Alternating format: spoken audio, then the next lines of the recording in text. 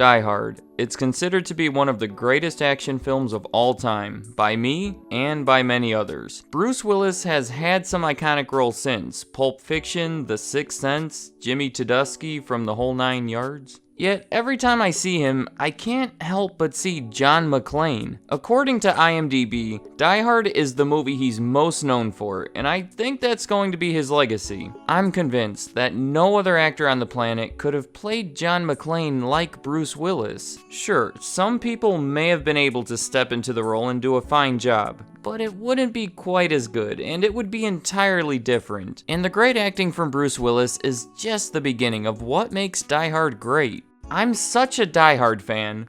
Get it, Die Hard fan? I've watched every one of them over the past week. There's 5 of them, by the way. The most recent of which was made in 2013, 25 years after the original. Do all these sequels hold up? Do any of them surpass the original? Does John McClane still have it after 25 years? No, the answer is no to every question. Let's talk about each of these movies. Die Hard 1. The original is the best of the series, as is the case for most series. John McClane is a cop that's just flown across the country to meet his wife at her fancy new office building. Terrorists, or thieves, or I suppose thieves disguised as terrorists, well, they take over the building. They round everyone up in a room and seal off all the exits. John, being the astute cop that he is able to avoid the roundup and go unnoticed. See, their big plan is to crack into a safe that's in the building and get away with $640 million in negotiable bearer bonds, which are as good as cash. From there, it's up to John to stop them. This has some of the coolest action scenes you'll ever see. Shootouts, hand-to-hand combat, bombs going off in elevator shafts, the whole roof of the building exploding. And it's all real. It's before the days where CGI could really fool anyone. And thank God it is. It gives the entire movie a really genuine feeling. But it's not all just mindless action. In fact, all the action is well earned. The first 20 minutes of this movie are actually kind of boring.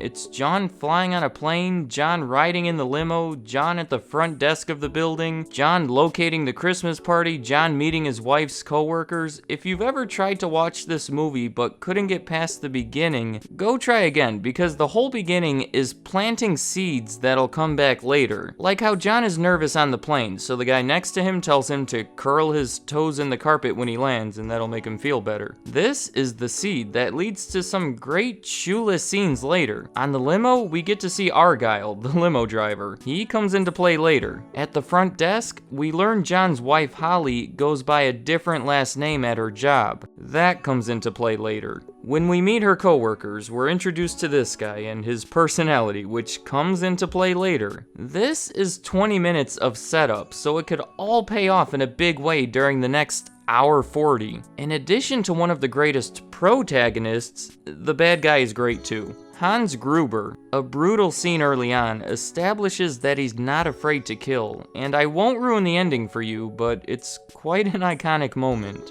Eventually, John has help outside of the building. I use the word help pretty loosely, but it's in the form of the police, the FBI, I'm Agent Johnson. This is Special Agent Johnson. the media's involved. Little side plots form out there, which are all really just branches of the main plot John is dealing with inside. And the whole thing is filled with those cheesy one-liners you would expect to see in 80s action movies. They got the universal terrorist playbook and they're running it step by step. But I have to say, even those weirdly work somehow. The one complaint I have that's even worth mentioning is that right in the middle of the movie, his shirt changes from white to a much darker one. Probably one of the biggest continuity errors I've ever seen. I normally don't care much about them either, but this one is so distracting to me. My mind is only half paying attention during the time he's wearing that dark shirt. Other than that, there's nothing else you can ask for from an action movie. So, does Die Hard 2 follow up on that greatness? I'd say yes. It's not as good, but I think it's a perfect follow-up. In this one, Holly's the one on the plane. John is at the airport waiting to pick her up. He detects some bad guys who are up to no good. We learn later that they were part of a plan to sabotage the entire airport. See, they cut ground communication to the planes and shut down all the lights on the runway, meaning none of the planes could land. Their goal is to force the airport to allow a certain plane to land that's carrying this drug lord general. The whole idea of this one is that John has to work with everyone else on the ground to stop the bad guys and get those planes home safely. One of which is carrying his wife, by the way. There's a few major issues here. One is that John is no longer in an advantageous position. In the first one, he was the one who just happened to be in the building. He was forced to do things that no one else could. But in this one, he's in the exact same position as everyone else. I think the movie loses a little something because of that. The other big issue is that this is all just too grand.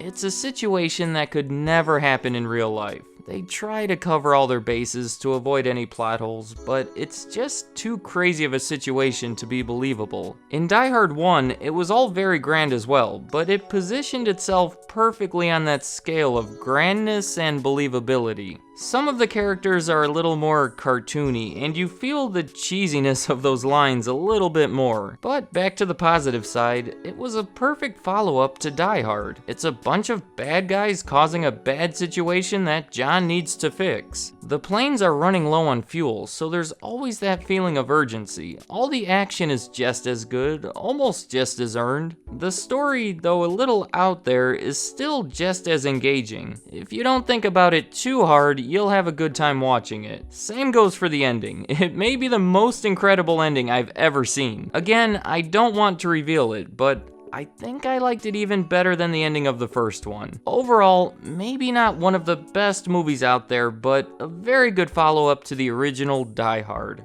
Die Hard 3. More commonly known as Die Hard with a Vengeance. This one is a lot different from the first two. For starters, I believe the only character to carry over is John. From the first to the second, there was John, Holly, his wife, this news reporter, Carl Winslow, but here it's just John. This time he's oddly paired with Samuel L. Jackson. His character's named Zeus. Guy back there called you Jesus. He didn't say Jesus, he said hey Zeus. See, a guy sets off a bomb in the middle of New York, and he says there's more to come unless John and Zeus do as he says, and solve a bunch of riddles. If that sounds ridiculous, it's because it is. That whole part was just a distraction while the bad guys robbed millions of dollars of gold from the Federal Reserve Bank in New York. They tell the cops they planted a bomb in a school somewhere in the city, but wouldn't tell them which one. If they evacuate the schools, they'll set the bomb off. So all the cops in town are busy searching the schools for the bomb. As a result, none of them are anywhere near the Federal Reserve Bank, so they could just roll up with their trucks and take all the gold. But just after they take the gold, John learns about their plan and tries to stop the trucks that are getting away. Again, it's all very grand. It's another plot that would never happen in real life, so again you have to turn off your brain a little. But in this case, even if you do that, you'll still see some things that are too hard to overlook. Specifically this scene that makes him realize all the cops are gone from the area. It's Christmas, you could steal City Hall! And this scene. Must be your lucky day. Keeps the bottle.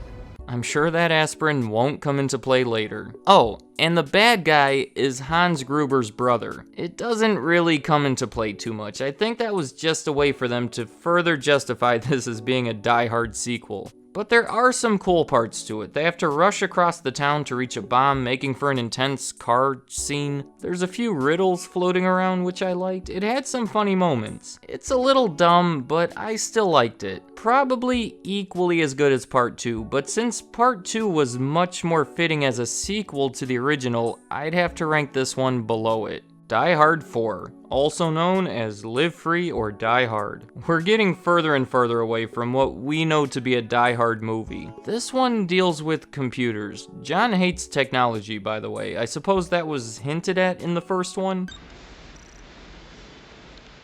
Cute toy. But they really beat it into you in the second. Listen, the fax number is... Is on the top edge of the transmission. It's on the top edge. The story of this one is a little hard to follow in much detail, but all the viewer really has to know is that this guy is trying to take over the world using computers. It's again something that I'm pretty sure would never happen in real life, but you never know. It's called a fire sale, and it involves tampering with and shutting down all the power everywhere. To me, it wasn't all that memorable. Again, no characters carry over, but we are introduced to John's daughter for the first time, all grown up now. The most memorable part of Live Free or Die Hard for me was Kevin Smith as Warlock, the computer hacker super genius that lives in his mom's basement. It actually wasn't too bad of a movie. I would have liked it much better if they had just taken the whole Die Hard element out of it and just made it a standalone movie, which wouldn't have been that hard. The biggest thing I noticed about it was just that it felt nothing like the first three. In part 3, the story and the characters were all different, but it somehow maintained the same feeling. I think it's partially because this new one is stylistically different. Just looking at it, everything's darker and it just looks nothing like the others. And partially because this one was made so long after the others. The first 3 were made over a 7-year period, then a 12-year break before this one. Plus, remember how I said I liked the genuine feeling of the first one brought on by the lack of CGI?